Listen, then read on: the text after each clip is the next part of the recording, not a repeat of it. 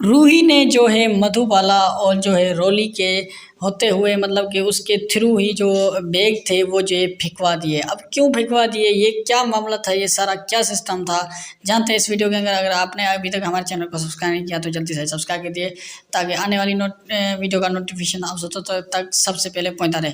तो चलिए हम बात करते हैं कि जो रूही है उसने आखिर ऐसा क्यों करवाया। वो खुद भी कर सकती थी, मतलब कि जो खुद भी जो बैग थे वो खुद भी फेंक सकती थी मतलब कि घर के बाहर। तो आखिरकार फिर इसने ऐसा क्यों किया, जो है मधुबाला को बोला और जो है रोली को बोला कि जो है मतलब कि वो ही क्यों ये बैग फेंके, मैं क्यों ना। आखिर में इसमें क्या वजह थी।